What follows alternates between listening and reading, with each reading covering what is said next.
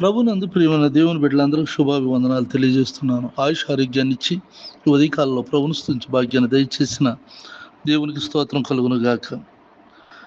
నీ భారము యెహోవా మీద మోపుము, ఆయన నిన్ను ఆదుకొనును. కీర్తనలు 55 అధ్యాయము 22 వచనం. కృపగలిగిన మా తండ్రి, దయగలిగిన ప్రభా, ఈ ప్రార్థనలు ఏకీవిస్తున్న నీ బిడ్డలను దీవించి ఆశీర్వదించు, ఆరోగ్యవంతులుగా ఉంచు. ఎవరైతే వారి భారాన్ని నీ మీద మోపి నీ వైపు చూస్తున్నారో అట్టి వారికి ఆరోగ్యం, అభివృద్ధి, అన్ని విషయాల్లోనైనా నెమ్మదిని, శాంతిని దయచేయి. ఇంట్లో నుండి బయటకు వెళ్తున్న, బయట నుండి ఇంటికి వస్తున్న కాపుదల భద్రతలో ఉంచు. వారు చేస్తున్న వ్యాపారం కావచ్చు, వ్యవసాయం కావచ్చు, చదువుల్లోనూ ఉద్యోగాల్లోనూ తోడుగుండి సహాయం చేయండి. పిల్లలు పెద్దలు క్షేమంగా ఉండి వృద్ధి చెందుటకు సహాయం చేయండి. వివాహాలు కావాల్సిన బిడ్డలకు మంచి సంబంధాలను సమకూర్చి సిద్ధపరచు ప్రభా.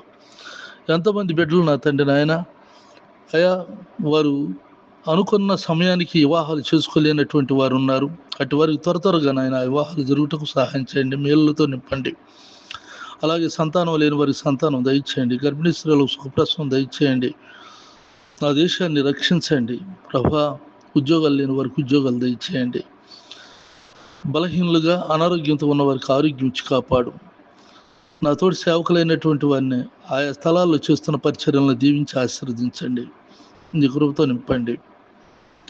నిత్యమైన నీ కృప, నీ భద్రతలో ఈ ప్రార్థనలు ఏకీభవిస్తున్న వారందరూ ఉండునట్లుగా నువ్వు సహాయం చేయమని, దీవులతో నింపమని యేసు నామములో ప్రార్థిస్తున్నాను తండ్రి. ఆమెన్. తండ్రి దేవుని దయ, ప్రభువైన యేసుక్రీస్తు వారి కృప, పరిశుద్ధాత్మకు సన్నిధి నిత్యం తోడైండుగాక. ఆమెన్. ఆమెన్.